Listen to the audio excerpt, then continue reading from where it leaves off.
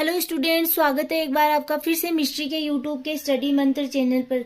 आज हम लोग स्टडी करने वाले हैं, ये आपके 9 नंबर का पेपर है जिसमें plant resources utilisation and conservation, इसके 10 इयर्स के जो प्रीवियस ईयर के क्वेश्चंस है उनको आज हम डिस्कस करेंगे। तो सबसे पहले है आपके plant introduction. Plant introduction is a process of introducing plants to a new environment. Plant introduction का मीनिंग होता है कि जिसमें कि किसी प्लांट को नए इन्वायरमेंट में इंट्रोड्यूस करवाना या फिर नए इन्वायरमेंट में ले जाके उसको ग्रो करवाना। Plant introduction is a process of introducing plants a genome type और a group of genotype from their own environment to a new environment. कि प्लांट इंट्रोडक्शन एक ऐसी प्रोसेस है जिसमें कि प्लांट्स को इंट्रोड्यूस कराया जाता है उनके अपने इन्वायरमेंट से उनको नए इन्वायरमेंट में ले जाया जाता है।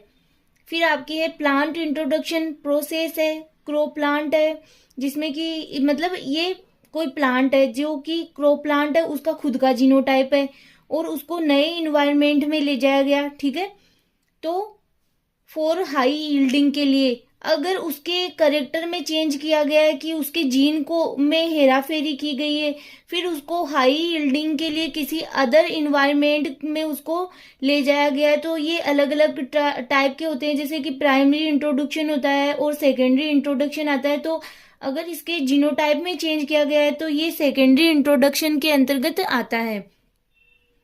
फिर आपके 2 types of plant introduction, primary and secondary. Primary introduction जब किसी न्यू वेराइटी को बिना किसी जेनेटिक चेंजेज के कॉमर्शियल कल्टीवेशन के लिए प्रोवाइड करवाया जाता है तो इसे प्राइमरी इंट्रोडक्शन कहते हैं।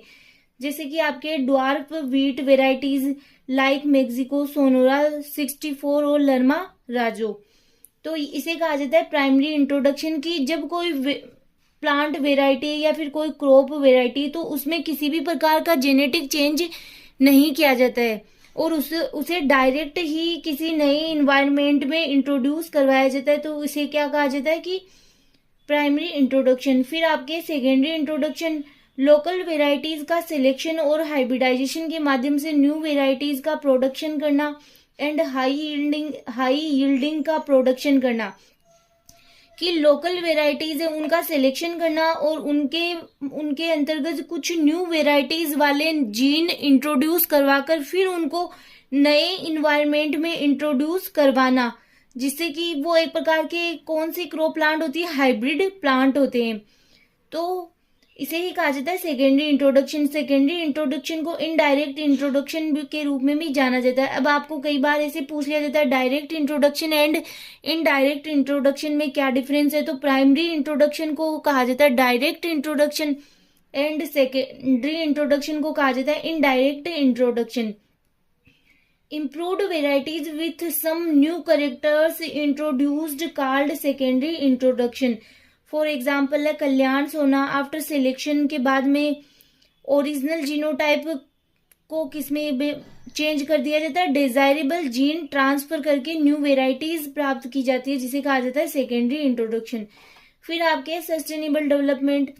Sustainable development is development that meets the needs of the present without compromising the ability of future generation to meet their own needs. Sustainable development refers to the development which is done without damaging the environment and the other resources. Sustainable development को हम deeply जो हमारे पिछले lectures थे उनमें वैसे भी study कर चुके हैं, फिर भी मैं एक बार आपको फिर से बता देती हूँ कि सस्टेनेबल डेवलपमेंट मतलब सतत विकास। कि ऐसा विकास जिसमें कि जो लिमिटेड रिसोर्सेज है या फिर जो नेचुरल रिसोर्सेज है उनका उपयोग इस प्रकार से करना कि उनका फ्यूचर जनरेशन, आगे आने वाली जनरेशन है वो भी उनका उपयोग कर सके, इस प्रकार से उनका सतत उपयोग करना। किसी भी जैसे इन्वायरमेंट है या फिर नेचुरल रिसोर्सेज है या नेचर है, किसी को भी डैमेज किए बिना ही उनका उपयोग करना। नेक्स्ट है बायोस्फीयर रिजर्व है। The biosphere reserve is a large protected area for the conservation of wild life. Biosphere reserve होते हैं वो लार्ज प्रोटेक्टेड एरिया होते हैं जिनके अंतर्गत वाइल्ड लाइफ को कंजर्वेशन किया जाता है. Plant and animal resources there are 18 biosphere reserve in India. They protect larger of natural habitat. It was established by UNESCO in 1971. It have 3 zones: transition zone, buffer zone and core zone. फिर आपके NWFPS, non wood forest products. Non wood forest products mean forest product other than wood. NWFPS मिलते तो plant से ही है, but ये forest plantation, agro forestry scheme and forest से बाहर के ट्रीज उनसे रिलेटेड हो सकते हैं. इनको नॉन टिम्बर फॉरेस्ट प्रोडक्ट भी कहा जाता है. ये एक टाइप के बाई प्रोडक्ट्स होते हैं. नेक्स्ट है aromatic plants. Aromatic plants are those plants that contain aromatic compound, basically essential oil है that are volatile at room temperature. Aromatic plants या जिनको बोलते हैं सुगंधित पौधे. सुगंधित पौधे वो प्लांट्स होते हैं जिनमें सुगंधित पदार्थ निकलते हैं. ठीक है, जैसे कि इनका इस्तेमाल, इनका जो यूज है वो इत्र है खाना पकाने या फिर कोई मेडिसिन बनाने या फिर जो शराब बनाने उसमें भी किया जाता है. कई सुगंधित जो प्लांट्स होते हैं उनमें क्या होते हैं, मेडिसिनल गुण भी होते हैं. और जैसे कि अगर इनकी अगर खेती की जाए तो फार्मर्स को बहुत अधिक फायदा भी मिलता है. इनके से जो तेल निकलता है उन्हें उसे कहा जाता है एसेंशियल ऑयल. और इसका उपयोग जो कॉस्मेटिक आइटम्स होता है उसके अंतर्गत किया जाता है. और अगर अलग से अगर हम लोग इसके यूजेस की बात करें तो जैसे कि स्ट्रेस है या फिर दर्द में, त्वचा संबंधी बीमारियों में, तो इनमें सब में एरोमेटिक प्लांट्स से निकलने वाले ऑयल का यूज किया जाता है. एरोमेटिक प्लांट्स, अच्छा ये तो हो गया. तो आगे है These essential oil are odorous, volatile, hydrophobic and highly concentrated compounds. They can be obtained from flowers है, birds है, seeds है, leaves है, bark है, wood है, fruits है and roots. इन सबसे ये प्राप्त हो सकते हैं. फॉर एग्जाम्पल है मिंट, लेमिएशी, मेंथा स्पीसीज, तुलसी इसका बोटेनिकल नेम है ओसिमम सेंटम. फिर है biodiversity. Biodiversity is the variety of all living things. Biodiversity जैव विविधता, जीवों में पाई जाने वाली विविधता को ही जैव विविधता कहते हैं. The different plants, animal and micro organism the contain genetic information is the ecosystem. यहाँ पे लिखा हुआ है genetic information is the ecosystem. They form कि द डिफरेंट प्लांट्स, अलग अलग टाइप के प्लांट्स है, एनिमल्स है, माइक्रो ऑर्गेनिज्म है, इन सब में क्या पाई जाती है, जेनेटिक इंफॉर्मेशन पाई जाती है अपने अपने इकोसिस्टम के हिसाब से, जिस इकोसिस्टम को वो बनाते हैं. बायोडाइवर्सिटी वर्ड 1985 में दिया गया. Biodiversity ecosystem and economic importance रखती है. Mangroves. A mangrove is a shrub or tree that grows mainly in coastal saline water. जो मैंग्रोव होते हैं वो खारे या फिर जो मतलब सेलाइन वाटर में पाए जाते हैं. ये छोटे पेड़ या झाड़ियों के रूप में हो सकते हैं. ये साल्ट टॉलरेंट प्लांट होते हैं जिन्हें हेलोफाइट्स भी कहा जाता है. मैंग्रोव जो फॉरेस्ट होते हैं उनका इकोसिस्टम में बहुत अधिक महत्व होता है क्योंकि ये क्या करते हैं, जो तट होते हैं, कोस्टल एरियाज होते हैं, उनको स्टेबिलिटी प्रदान करते हैं और ये कई जीव जंतुओं को आश्रय भी देते हैं, सुरक्षा प्रदान करते हैं. मैंग्रोव फॉरेस्ट होते हैं वो जो ट्रॉपिकल और सब ट्रॉपिकल 2 टाइप की रूट्स पाई जाती है. एक तो ऐसी रूट होती है जिन्हें की ब्रीदिंग रूट्स कहा जाता है या फिर न्यूमेटोफोर्स कहा जाता है जो कि ब्रीदिंग का वर्क करती है. एक रूट ऐसी पाई जाती है जो कि आधी तो जमीन के अंदर रहती है और आधी जमीन पर बाहर की ओर फैली हुई रहती है, जिससे कि क्या होता है, मिट्टी का कटाव नहीं होता है. They have special adaptation to take in extra oxygen and to remove salt. Mangrove are one of the world's most ecosystem. Mangrove protect against extreme weather and disasters. Mangrove are halophytes found in tropical evergreen forest. Sundarban mangrove forest are the largest mangrove in the world. Sundarban mangrove है जो कि क्या है, सबसे बड़ा mangrove forest है जो कि कहाँ पे है, वेस्ट बंगाल में पड़ती। Gene banks it conserve genetic diversity, ये जेनेटिक डाइवर्सिटी को कंजर्व करते हैं। It is x-C2 method for conservation of genetic diversity. जब हम एक्स-सी2 और इन-सी2 मेथड पढ़ेंगे तो उस टाइम फील्ड जीन बैंक है, सीड बैंक है, ये सारे उस टाइम स्टडी भी करेंगे। इसमें स्पीसीज सैंपल्स को लाइव कलेक्शन के रूप में कंजर्वेशन किया जाता है। जैसे कि एंडेंजर्ड स्पीसीज है तो उनके सैंपल्स में सीड्स है, स्पर्म, ये इन सब का क्या किया जाता है, कलेक्शन किया जाता है और इनका कंजर्वेशन किया जाता है। Types of gene bank, seed bank है, क्रायो बैंक है। अब सीड बैंक और क्रायो बैंक में डिफरेंस होता है कि क्रायो बैंक में क्या होता है कि जो जेनेटिक मटेरियल होते हैं उनको लो टेम्परेचर पर, वेरी लो टेम्परेचर पर उनको रखा जाता है कंजर्वेशन के लिए। और सीड बैंक है, इसमें भी अलग अलग टाइप के, जैसे एरियल सीड बैंक है या एक और सोयल सीड बैंक है, तो इनके अंतर्गत अलग अलग टाइप से सीड्स है, इनको कंजर्वेशन किया जाता है। फील्ड जीन बैंक में ideal seeds and botanical propagated plants के साथ जेनेटिक रिसोर्सेज के कंजर्वेशन का नॉर्मल मेथड है। फिर आपके NBPGR, national bureau of plant genetic resources,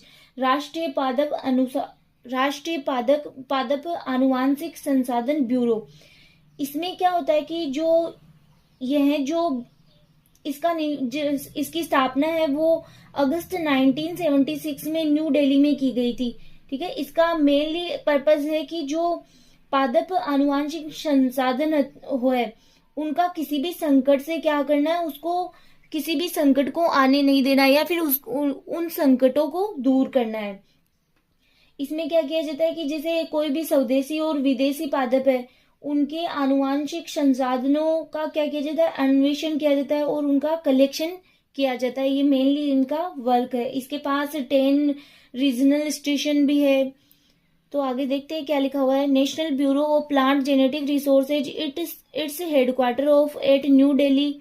यहाँ पे आप लिख भी सकते हो 1976 में फॉर एग्रीकल्चर रिसर्च। तो ये इसके अंडर में एक क्या है, इंस्टीट्यूट है। To develop information network on plant genetic resources, plant exploration and germ plasm collection division का पर्पज जर्म प्लाज्म कलेक्ट करने के लिए प्लान बनाना, कोऑर्डिनेशन करना एंड इन्वेस्टिगेशन करना है। तो ये इसका पर्पज हो गया यहाँ पे।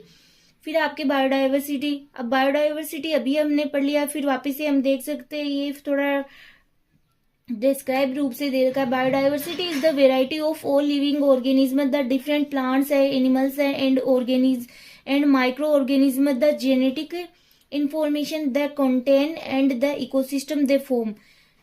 तो यहाँ तक तो हमने स्टडी कर लिया था। फिर biodiversity word initially E Norse and REMC मानस द्वारा दिया गया एंड इसके लिए शॉर्ट बायोडाइवर्सिटी वर्ड 1985 में वॉल्टर जी रोजेन ने किया था।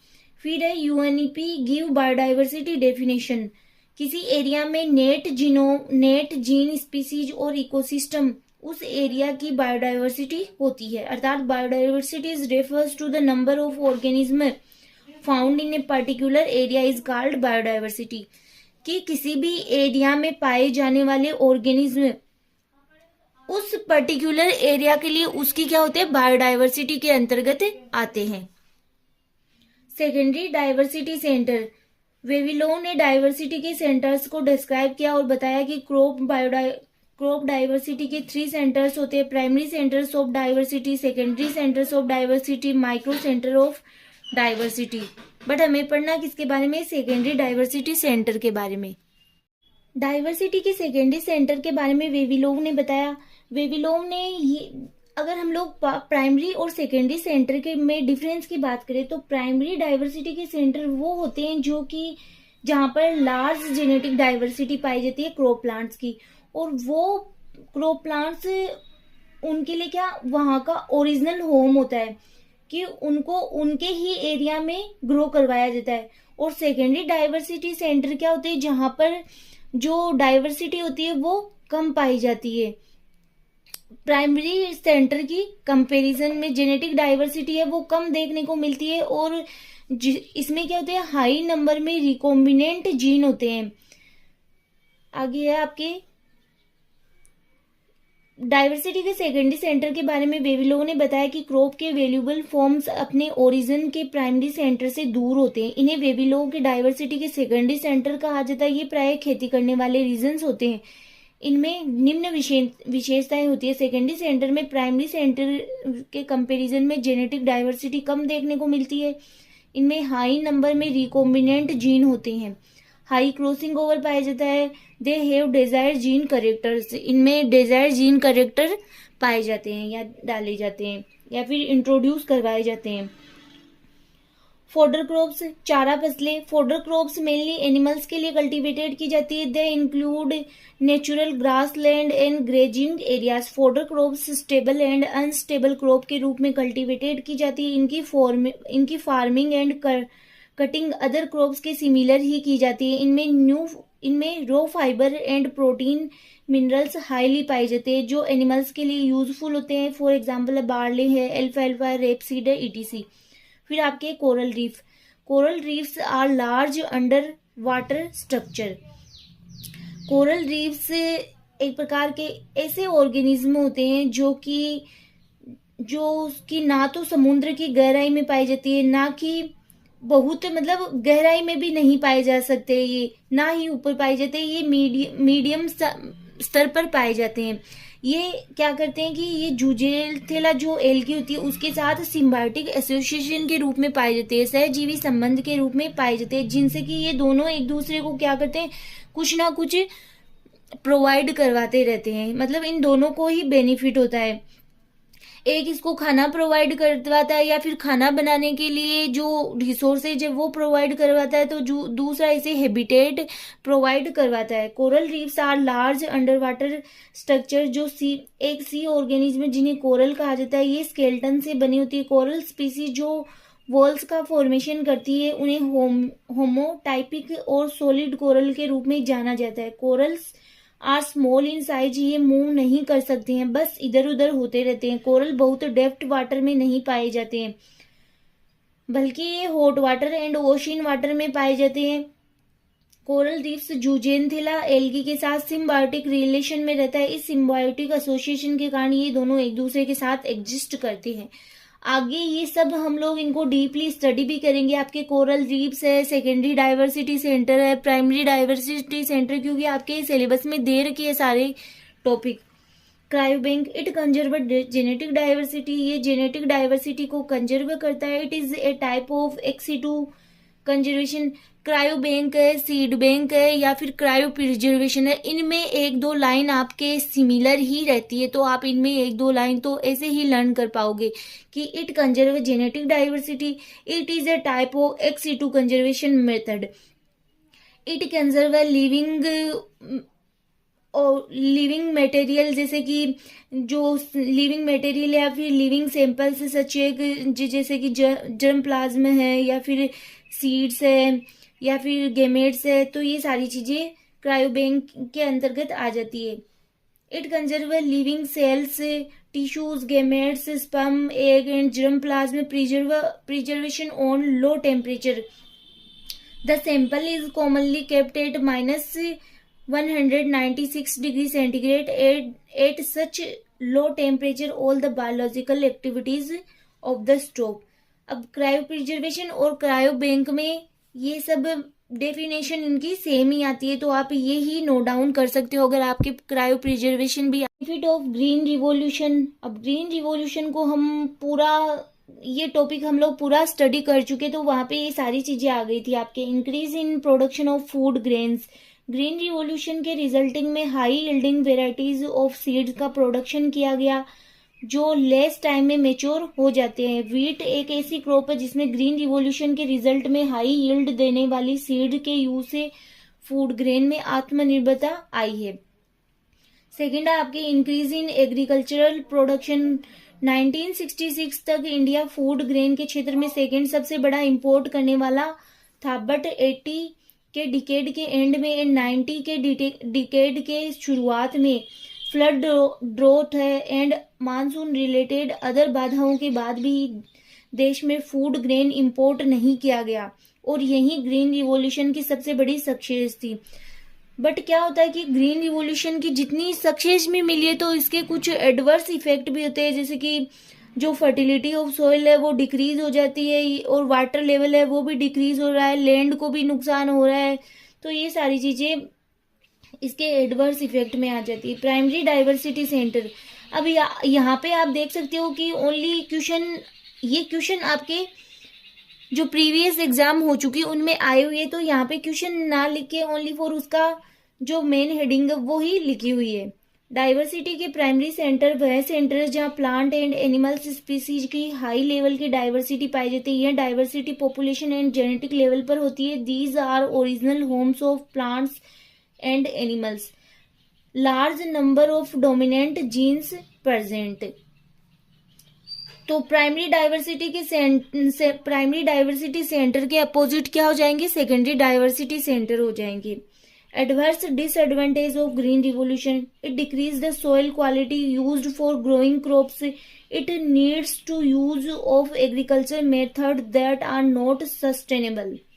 फिर आपके वेटलैंड, जिन्हें आर्द्र भूमि कहा जाता है। Wetland are areas where water covers the soil, wetland ऐसे एरिया होते हैं जहाँ की जो वाटर होता है वो सोइल को कवर कर लेता है। It support both terrestrial and aquatic species. There are 4 main types of wetland है, मार्स है, स्वाम्प है, फेन एंड बोग है। इंडिया में हिमालय की उच्च अक्षांशील लेक्स से लेकर Brahmaputra, alluvial plain, Ganga flood plain and marshland के east and west sea beds में लगे कंप्रिहेंसिव मार्सी में मैंग्रोव, मार्सी डिफोरेस्टेशन का saline plain land etc high wetland place आते हैं। तो ये यहाँ से आपके ये प्लेस के नाम लिखे हुए कि कहाँ कहाँ वेटलैंड पाए जाते हैं। Plant biodiversity refers to the age variety in plants. Plant biodiversity मतलब प्लांट्स में पाई जाने वाली डाइवर्सिटी या प्लांट्स में जो विभिन्नताएं पाई जाती है, जिसमें प्लांट्स की डिफरेंट स्पीसीज के बीच में एंड उनकी सॉलिड इकोसिस्टम की डाइवर्सिटी को भी सम्मिलित करती है। Biodiversity genetic species and ecological level पर पाई जाती है। बायोडाइवर्सिटी के बेस पर अभी तक कुल 17.5 लाख प्लांट स्पीसीज को आइडेंटिफाई किया जा चुका है।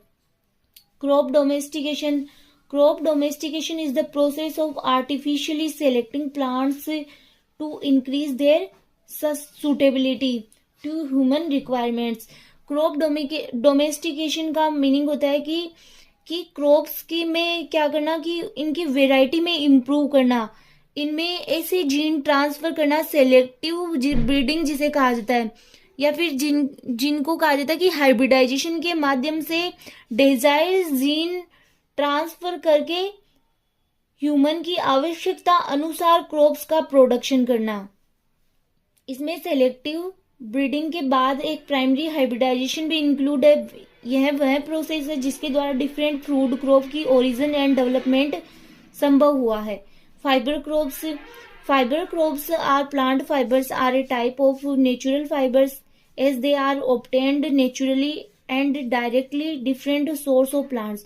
फाइबर क्रॉप्स वो होती है जो प्लांट्स के द्वारा हमें मिलती है। ये नेचुरली भी हो सकती है, वैसे भी आर्टिफिशियल फाइबर्स भी बनाए जाते हैं।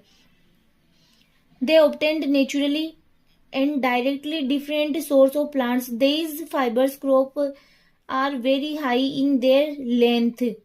Fibres are the sclerenchyma cells. For example है कॉटन है, जूट है, हेम्प है एंड फ्लेक्स है। तो ये नेचुरल फाइबर्स के आपके एग्जाम्पल है यहाँ पे। फिर आपके green revolution world food shortage से डील करने के लिए रेफरेंस में डेवलप की गई टेक्निक थी। डिफरेंट प्लांट ब्रीडिंग टेक्निक्स का यूज कर 1950 से 1960 के डिकेड में व्हीट एंड राइस की हाई यील्डिंग क्रॉप्स का डेवलपमेंट किया गया, जिससे फूड के प्रोडक्शन में फास्टली ग्रोथ हुई। इस फेज को ही ग्रीन रिवॉल्यूशन के रूप में जाना जाता है। Green revolution word William God ने दिया। फादर ऑफ ग्रीन रिवॉल्यूशन अगर पूछा जाए तो होता है Norman Borlaug. Father of Indian green revolution MS Swaminathan है।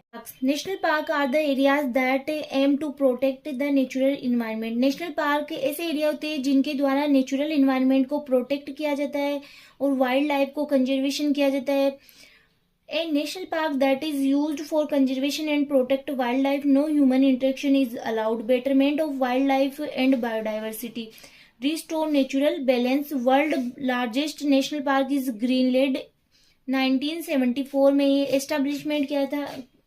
एक आपके जिम कॉर्बेट नेशनल पार्क जो कि सबसे इंडिया का सबसे ओल्डेस्ट नेशनल पार्क है, जिसकी स्थापना 1936 में की गई थी आई थिंक, जिसे कि हेमी नेशनल पार्क के रूप में एस्टेब्लिशमेंट किया गया था, जो कि आपके उत्तराखंड में प्रेजेंट है, जिसका बाद में नाम चेंज करके जिम कॉर्बेट नेशनल पार्क कर दिया गया। फिर आपके India's largest national park Hemis high altitude, ये है जम्मू कश्मीर में। फिर है येलो स्टोन नेशनल पार्क 1872 में USA द्वारा एस्टेब्लिशमेंट किया गया। तो ये था आज का आपका टॉपिक। नेक्स्ट लेक्चर में हम इसी को ही आगे कंटिन्यू करेंगे।